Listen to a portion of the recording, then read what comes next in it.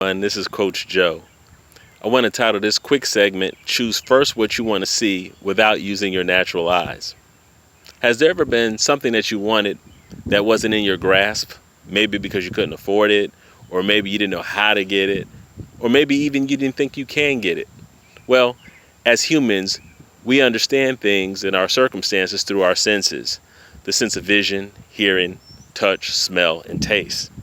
And what our brain does, it takes in that information and makes sense of it, kind of like bringing it into a clear picture. And that picture is called perception. And what perception is like putting all of the pieces of the puzzle together in order to see a clear image. And what that will help us do is know how to solve problems based on what we learned in the past, or figure out what it is in general. Well, just speaking about this, it reminds me of a story in the book of Genesis that talked about years ago, there were people in the world that all spoke the same language. And they lived in Babylonia. That's where they dwelled. And what happened is that they spoke amongst themselves and they said they wanted to build a city with a tower that reaches the heavens. All right. So God heard what they planned to do. But the purpose of why they wanted to build the city and the tower is to build a name for themselves. And so they won't be scattered abroad amongst the world. So what happened was God came down and saw the city that they builded. And then he said that nothing would be restrained from them which they imagined to do. Get this. God saw what these people imagined to do. And because it was against his will, he didn't let this thing happen. He pretty much, stopped the whole process. But the thing is that these people were focused.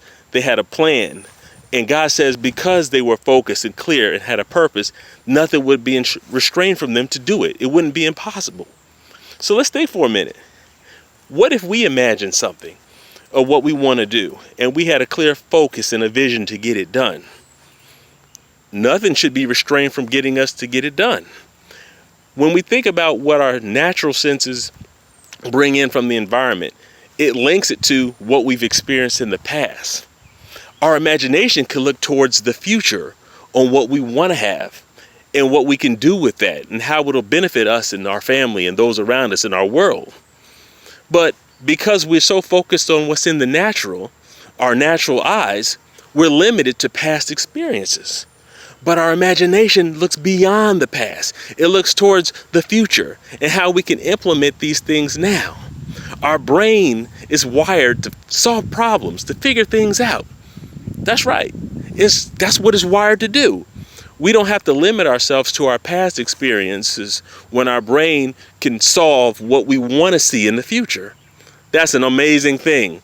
We can dream. We can have a vision and we can dream how we can get it done. And while we rest, our brain is interpreting all this information and figuring out what we could do to reach our goal. Isn't that an awesome thing? I'm excited about it personally because I have a lot of dreams, a lot of goals, a lot of aspirations. Some have come to pass, and some of them right now, they're baking right now. But I have to keep dreaming. I have to keep focusing. The thing also is that while we're working towards our dream, there's also obstacles that come in. The best part about this imagination is that it helps us solve these or come up with a solution for these obstacles. It does.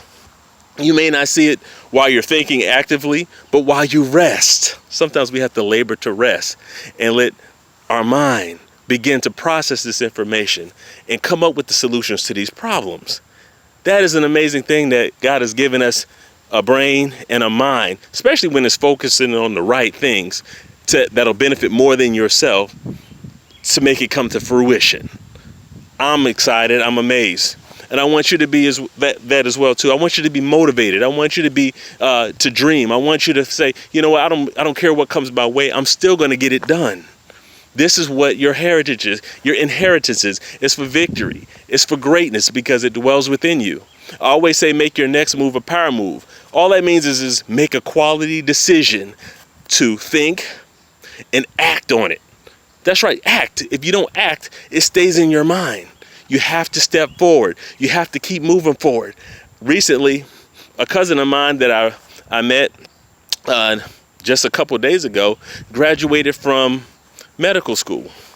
He's now a doctor. I asked him, what was the motivating force to become a doctor? He said, well, I had an aunt in the family that became that was a doctor, and I saw that I wanted to do it too. I looked in her books. I kept my focus, and I knew I was going to have to make sacrifices based on what she told me. But he kept his mind focused, just like those people who wanted to build that tower, okay, that reached the heavens. He kept his focus, and it was for a good purpose, to help others. Now, what are you going to do? Are you going to sit there and let your dreams die out and fester? Or are you going to move forward? You're going to keep moving. You're going to push whatever it takes to get started and get it done. First of all, you think, and then you do.